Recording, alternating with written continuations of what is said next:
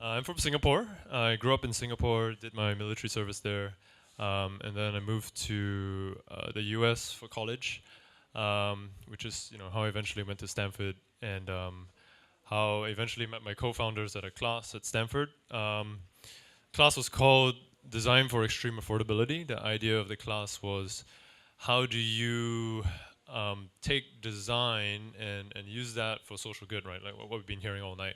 How do you um, think about the poorest 2, 3 billion people on this planet and look at them as customers and not as handouts, right? So often, especially if you think about the aid that many countries have been giving out for the past 50 years, it hasn't really made a whole lot of impact. But we want to turn that on its head and say, okay, instead of being 90% of the world's designers that design for 10% of the world's richest people, how do we become 10% of the world's designers who design for 90% of the world's poorest people? And so the course was really taking that idea and just running with that. So yeah, I did that class and I started d.light out of that. Could you tell us just a little bit about d.light then, and how it came about and what inspired the project? So in the class, we had to form project teams, and we had multidisciplinary teams. I was a mechanical engineering major with a focus in product design. Had a couple of business guys, and we all had an idea of like, oh, let's do something around power and electricity. How can we use our skills to alleviate power and electricity problems? And so one of the we use the design thinking method, which IDEO is really big on. Stanford really follows that, and the design thinking is a lot about going to the user, and going to the people who have a need, and just observing them, spending time with them, talking with them, walking a mile in their shoes, and finding out what their pain points are. What are the things that they really need, and how can we solve them? So the need that became painfully obvious to us was that about 2 billion people of the world's 2 billion people in this world live off kerosene or candles or diesel as their form of lighting, and so they burn them. It's really bad for their lungs. People die.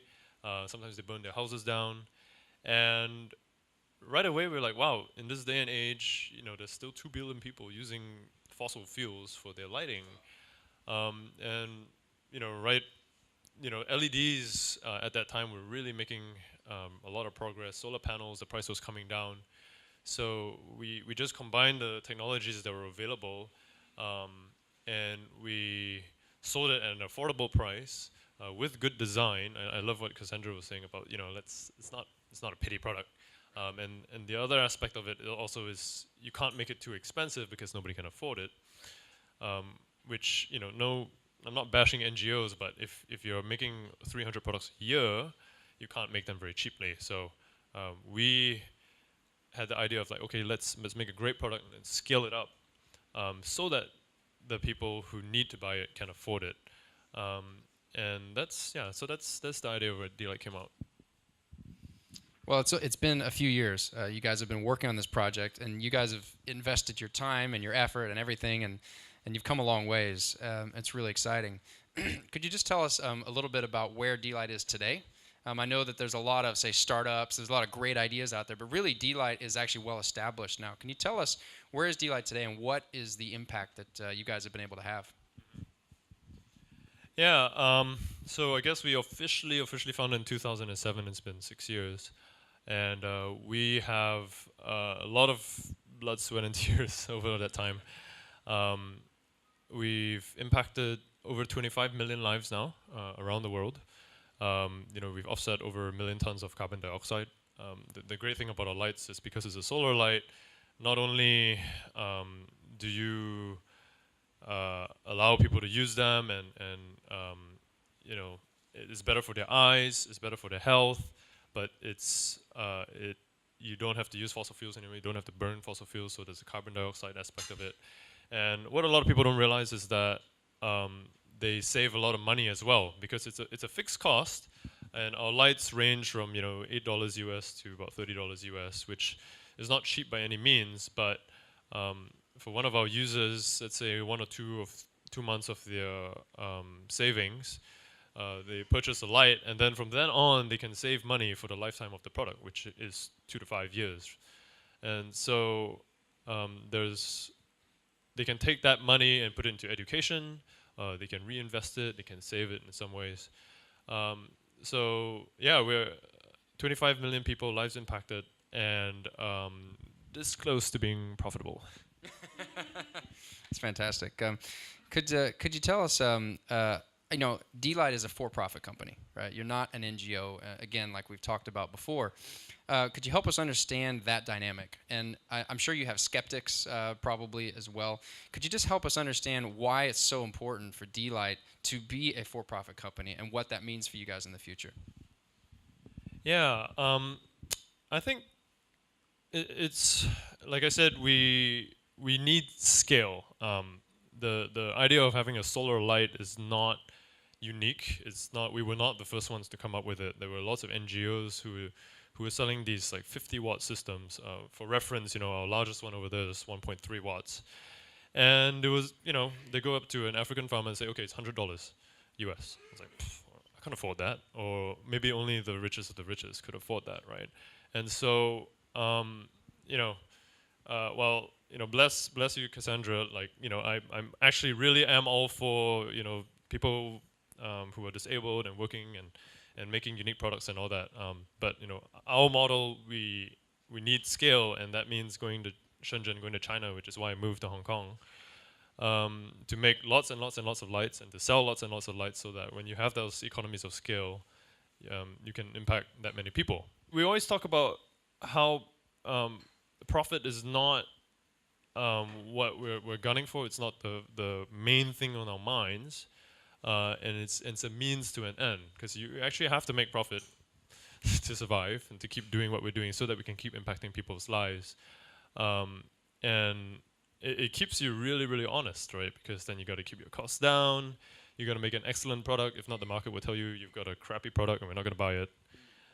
You've got to make a quality product so that it'll last. And if, again, the customers, because they've spent so much of their hard-earned money on it, they'll let you know this is not a quality product. Like, we want something better. And we take that to heart. And so, as Paul was talking about, using those market powers in that sense, that actually pushes us to be a better company and to make better products.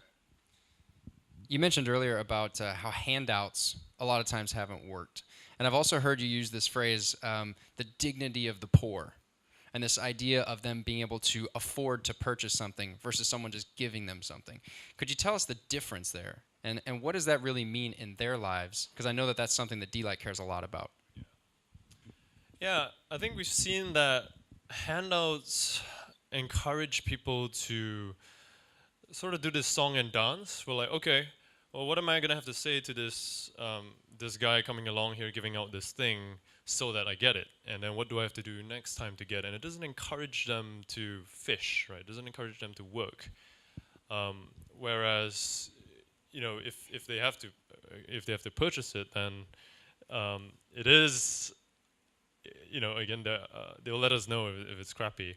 But we talk about the dignity of being able to vote with their dollar and saying, okay, this product is better than that one. And in the tech talk that I gave at TEDx Wan Chai, if you really, really, really, really boil down to it, poverty is a lot about lack of opportunity and lack of choices. And when you don't have a choice and you have to use kerosene, or sometimes no kerosene because they have no money and they can't afford it, that is actually a lack of human dignity. When you don't have a choice of going to school because you can't afford it and things like that. So really at the heart of it, our d.light tagline is that we're creating new freedoms. We really believe that, because when you have a light which doesn't harm your health and that allows you to save money and that allows you to study better, it empowers them to be able to do much more. It empowers people to do work at night in their houses. It empowers them to, prepare early in the morning before they get up and go to the farm. It empowers the students to study better. We've seen studies where, where an entire village, let's say, where all the school children have our lights, their grades go up. And why? Because they can see what they're doing. It's a huge difference. That is incredible. I don't know what you guys think about that, but just the idea of being able to make a product that actually does make money and does relate to the market, but actually changes people in such a dramatic way is incredible, I think. It's very, very inspiring. Just as your, say, closing thought, if you will, I know that there's potential social impact investors here, as well as other product developers, designers. Do you have any just sort of word of advice that you might leave us with? Yeah. Firstly, for the investors, I think often I'll associate with impact investors. It's patient capital, right? Oftentimes,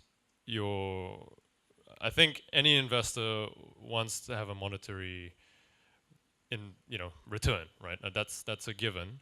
But at the same time, the challenge is sometimes on the social enterprises to be able to quantify the quadruple bottom line, right? To be able to quantify the social good that's going on, or the environmental good, and then for the investors to be like, okay, I might not be getting the 10x return, I might be getting the 2x return, but look at all these other social indicators of good that are happening.